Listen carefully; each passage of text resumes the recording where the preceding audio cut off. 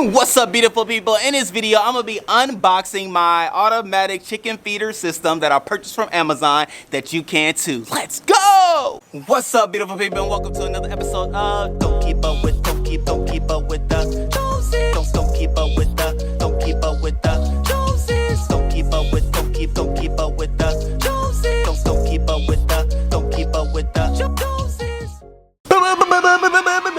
What's up, beautiful people? It's me, Ricky Jones Jr. And like I said, I'm setting up this feeder because my chickens are eating. When I tell you, these girls love to eat, and I can't keep up with it. So I thought to myself, Ricky, what's the best way to make this happen? And that is with and through a 5-gallon bucket and some automatic feeders that I purchased from Amazon. So I will be unboxing, installing, and showing you how to do it yourself. So without further ado, let's get to it. And while you waiting, go ahead and click that, well, not waiting, but watching, click that subscribe button, okay, great people? Love you, let's go!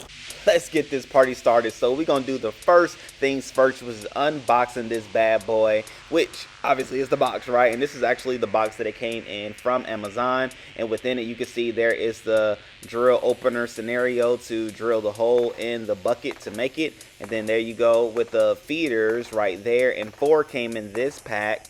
They also have some washers right there, which is pretty cool. I was like, I guess, yeah, if it's like outside and you don't want to get rain on the inside or water on the inside of the feed, then go for it. It'll be protected in my situation, but maybe yours is not protected, so the washers will be handy. Everything is out of the box now. It came with instructions. Thank you.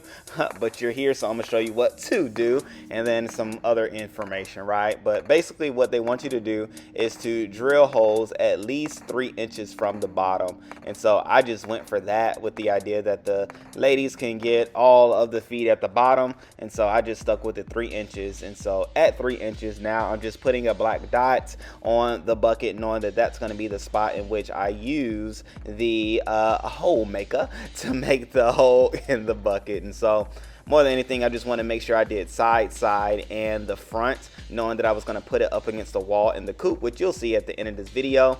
And so that's what that was all about. And here, this is the piece. I wanted to show you all how to put it all together, because it's going to come together, but it's going to come separate. And so basically you want to put the drill piece there in the center, put that bracket piece on the back side, and then you're going to screw the washer back down, in which I'll realize, oh, it's the wrong way. And so boom, just turn it around, and when you see it, you'll see it, and you'll know your no, right? And so basically you want the threading to be on the top as opposed to the bottom, okay? If you get it, you'll know what I'm talking about. And then just watch out, because it is very prickly as far as the teeth are concerned, and they want that pressure. And so thumbs up, it's not wobbly shaky when I shake it, because of course when it's in the power drill, I want to make sure that it did as much as a circle as possible and not like get lost in the sauce. And so here I am using the power drill, and the one where you just have to like squeeze it to tighten it in. It fits right in perfectly. Everything worked nice and snug. So there is my black dot that I did. Again, 3 inches from the bottom. And then more than anything, you just want to put that piece, which I'll show you on the third hole, that piece on the black dot, and then just apply pressure and just go for it. The crazy thing is, as you are doing this, the plastic is going to be hot. So when it hits you, when it touches your skin, it's going to catch you by surprise. And there it is, the piece that was just drilled. It's going to catch you by surprise. But more than anything, now you know, right? I found out the second one, I was like, oh, snap, boy, this thing is hitting. So I was over here moving. You see the hand had to move because I caught that fire. But at the end of the day, that's the second one. It's still there. I'm good to go. 3 holes, you'll be good. And so you can see a hole already there, because I had used this 5-gallon bucket previously for a growing project. So it's a reuse situation. That's why it's there. So there you go. You can see the piece there in the center. That's going to be the center mark of the hole.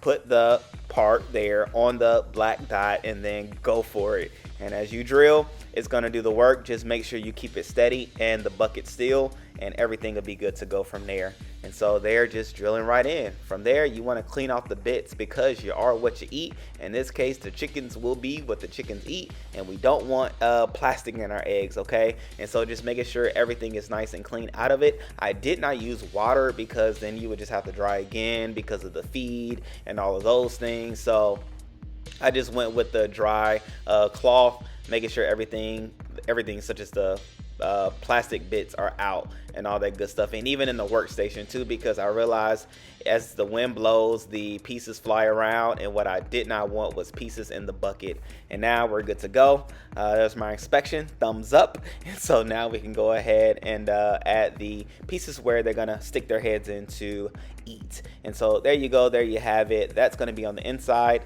The feeder part is gonna be on the outside, in which I was like, let me show you all what it would look like the wrong way. And you see, like, man, they're gonna have to like really dig their heads in there and try to like come around and all that good stuff. Oh, I told him myself I did it wrong and I had to check it out. Either way, anyway, I realized, okay, nope, wrong way. And so here we go, the right way, okay? That's where their head will go in and they'll be able to peck down, which is obviously what you want them to be able to do. And so just slide that bad boy in just like so, and then take the other side, the washer spinning scenario, and you just gonna spin, spin, spin, baby, spin until it's nice and tight, just as you want it to be, because you don't want it to run, okay? And so that's what that whole idea is for, making sure everything is cleared off. I'm like, man, this is pretty cool. And on the third one, I'm going to add the washer just to show you all what it will look like and how you do it. But as we just going through the flow and everything like that, you know, you do it one time, you become a pro, right? You do it 3 times, and now you can teach somebody else, okay? But here we are, ladies and gentlemen. You can see the space is adequate enough for the 3, and really you could do 4. I wouldn't push it to try to do 6. So just, you know, my 3 is enough. And so here it is, nice and tight. And I'll even show you what it looks like with all 3, of course. But there you have it on the other side. And now we're going to go to the third with the washer, okay? Again, this is useful if you are using it outside just to keep the moisture out. The washer goes on the outside, right? Because that's where the moisture will be. And so we just make sure everything is nice and snug. Everything is nice and tight there. And even when you tighten it, it's going to be snug as well. And so, you know, don't worry. There's the, you know, the little lip in between the two. And so, boom shakalaka, went in wrong. I had to remind myself that side out. And so there you have it with all 3, ladies and gentlemen. You can see how it's okay, right? Even as their beak is going in there, their beaks won't be touching. People won't be, or the ladies won't be mad, and everything will be nice and kosher while they're in there eating the feed, okay? And so there you have it, nice and finished and done. It's just that easy. Truth be told, it probably took me about 10 to 15 minutes to do everything that you've seen thus far. And so know that you could do it too with that amount of time. And here we have it with the rest of the feed that I did have, which are the crumbles, okay? I'm gonna go with pellets from here on, but these are the crumbles. And so that's what I had left, enough just to be able to put in the bottom. And then, yeah, we're here. We're sealing it up because, of course, just in case things topple over, I don't want no problems, okay? And so, you know, that's why it's on. Shouts out to the Lowe's and the Home Depot in this scenario, you know what I'm saying, East Coast versus West Coast. And so here we are, just making sure the level, or excuse me, the ground is level, in which I'm going to put the center block on because I don't want it to be directly on the floor. If you do, that's cool. The ladies can bend down and still eat. Obviously, you see my ladies are curious. I told y'all those bedrock chickens are uberly curious, and one was even trying to jump on top of me. And so I was like, no, we're not having that today. And so even when I'm down there, I have to move fast because they'll jump on my back, okay? But anyway, here we are. They're on the center block, and you see instantly these ladies are so curious. They're like, ooh, ooh, ooh, what is this? Gobble, gobble, gobble, eat, eat, eat. Wait, did chickens say gobble? Anyway, the chickens are gonna find this place curious. So I'm gonna just let a little, you know, time lapse go by so that you can see the curiosity that comes, as well as the audacity of one of these hens to even fly on top, right? But hens gonna do what hens gonna do, and there it is. And as parents to the chickens, we just love them and you know, shake our heads. But I will say the bucket will have the chicken feed, and then to the left you can see a little feeder scenario that's hanging. I'm gonna put like the corn and the grains and things over there, so they'll have varieties of what they may want to eat, what they do want to eat, and things like that. But outside of that, these ladies are uberly curious. Those are my Easter eggers. Shouts out to them for the green eggs. And so, you know, they inspect, before they participate, which I appreciate. I'm the same way.